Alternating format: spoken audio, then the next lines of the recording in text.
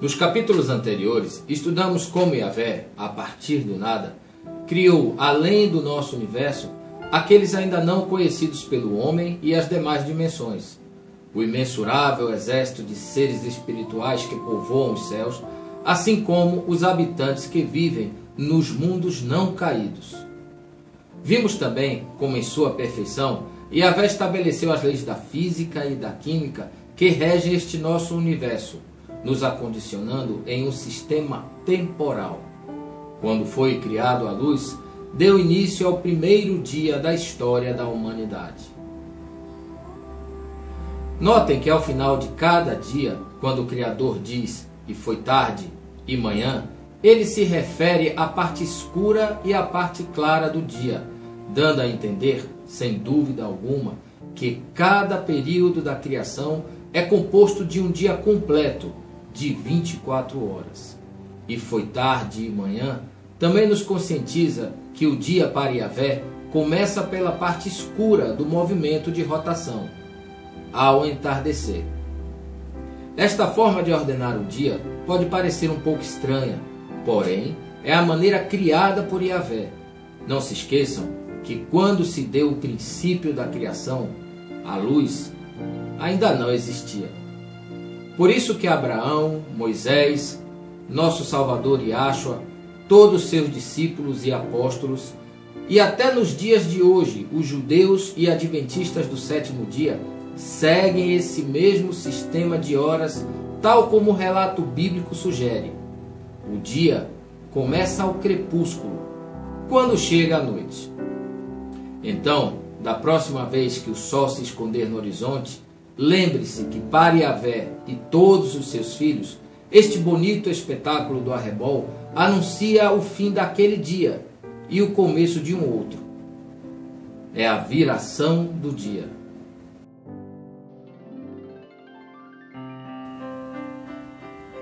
No tempo do nosso Salvador Yahshua, as horas do dia eram contadas desde a alvorada, por volta das 6 da manhã, até o pôr do sol, por volta das 6 da tarde, e eram divididas em 12 partes, ou 12 horas.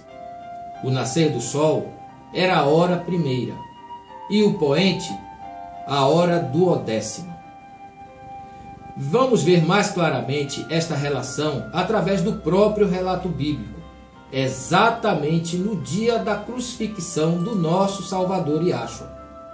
Ali, 3 principais horas do dia são mencionadas: a hora em que foi crucificado, a hora terceira; quando o céu se encheu de trevas, a hora sexta; e o momento em que o nosso Salvador faleceu na cruz, a hora nona. Na Bíblia, temos muitos outros exemplos da maneira divina de contar as horas. A cura do servo do oficial romano, a parábola dos trabalhadores da vinha e o dia de Pentecostes.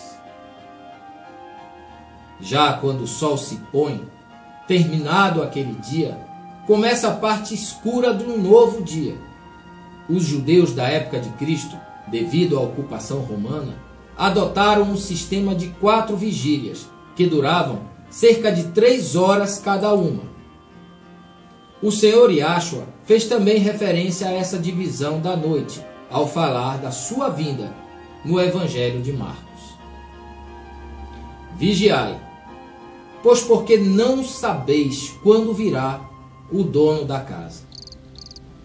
Se à tarde, se à meia-noite, se ao cantar do galo, ou se pela manhã. Logicamente, essas horas não eram exatas, mas aproximadas, pois a duração dos dias variavam de acordo com a época do ano. Agora que você já sabe como são contadas as horas dos cristãos, daremos continuidade aos demais dias da criação até o descanso de Yahvé no 7º dia, o sábado, ou o dia do Senhor, único dia que foi bendito e santificado pelo próprio Criador, porque nele descansou de toda a sua obra.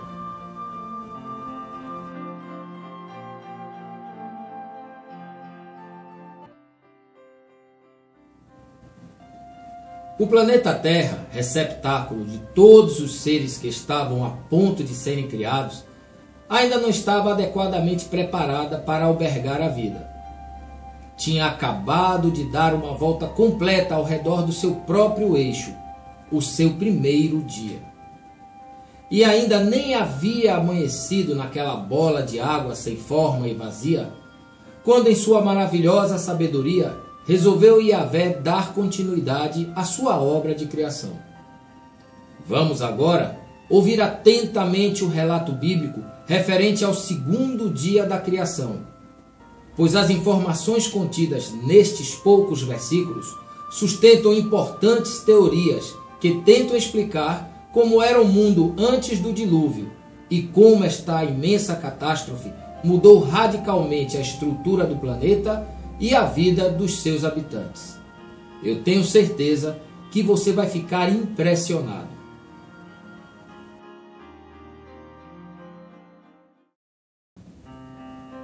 E disse Yahvé: haja um firmamento no meio das águas, e haja separação entre águas e águas.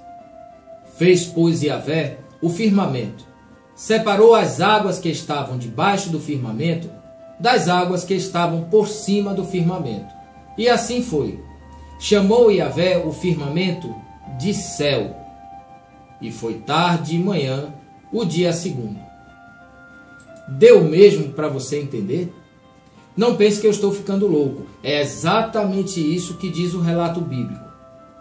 Ao separar as águas, surgiu o que hoje conhecemos como atmosfera, ou primeiro céu, deixando na borda mais exterior dessa atmosfera recém-criada uma camada extra de água que envolvia todo o planeta, uma espécie de oceano estratosférico.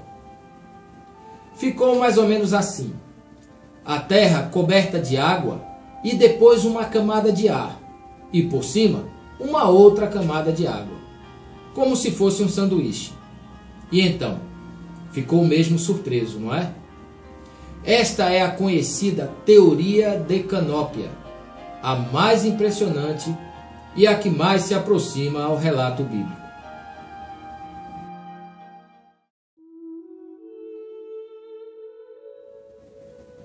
Com esta configuração, Yahvé proporcionaria um efeito estufa, distribuindo um agradável clima por todo o planeta. Por isso que se encontram florestas tropicais inteiras debaixo das geleiras nas regiões polares da atual geografia. O planeta, supostamente, teria uma pressão atmosférica e uma concentração de oxigênio muito acima dos níveis atuais, favorecendo a preservação da vida a idades superiores daquelas que temos conhecimento, que é de apenas 100 anos. Com uma maior longevidade, em um ambiente muito mais favorável à vida, o homem e os animais atingiam intelecto, força e tamanhos descomunais, principalmente os répteis, que ao longo da sua vida não paravam de crescer. Depois estudaremos como esta condição climática permitiu que a vida no planeta se desenvolvesse de uma maneira extraordinária, o chamado período antediluviano. Não sei se vocês notaram algo diferente, mas ao final do segundo dia da criação, Yahvé não confirma que sua obra havia sido boa. A conotação "e viu Yahvé que era bom" está presente em todos os dias da criação, menos no segundo dia. Por que será? Deixem nos comentários as suas opiniões. Logo voltaremos a estudar esta intrigante questão. Neste momento do relato bíblico, a Terra completa uma segunda volta ao redor do seu próprio eixo. Com a chegada da terceira noite, entramos agora no terceiro dia da criação. E disse Yahvé: ajuntem-se as águas debaixo dos céus num lugar, e apareça a porção seca. E assim foi. E chamou Yahvé a porção seca terra, e o ajuntamento das águas chamou mares. E viu Yahvé que era bom. Observe que pela terceira vez, o Criador faz divisão das características físicas da terra. A primeira divisão foi entre a luz e as trevas. A segunda divisão foi entre as águas de cima e as águas de baixo. E a terceira divisão foi entre a terra seca e os mares. Neste dia da criação, Yahvé reserva uma porção seca sobre a superfície da terra, que seria um único supercontinente denominado pelos cientistas como Pangeia. Quando Yahvé ordena que apareça a porção seca, que chamou terra, a palavra utilizada significa tornar visível, indicando que a parte sólida já estava presente. Não foi criada, e sim reestruturada. Houve, portanto, a elevação de uma enorme parte da camada sedimentária do planeta, mudando sua superfície, permitindo então o surgimento do supercontinente.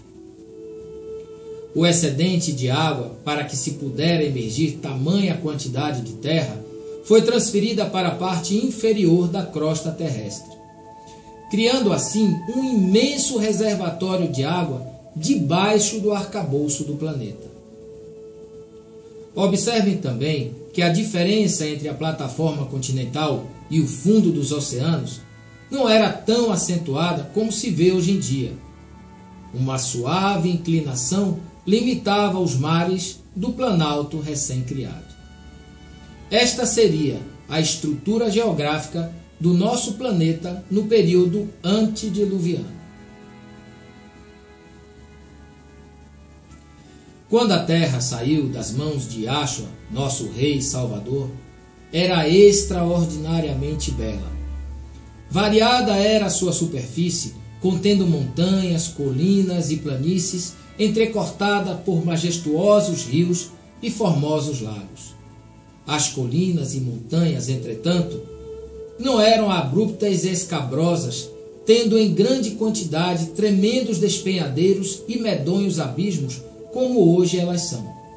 Na verdade, suas elevações eram suaves e majestuosas. Agora sim, o planeta estava preparado para receber vida.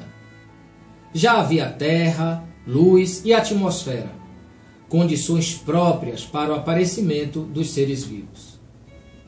E disse Yahvé: produza a terra erva verde, erva que dê semente, árvore frutífera que dê fruto segundo a sua espécie, cuja semente está nela sobre a terra.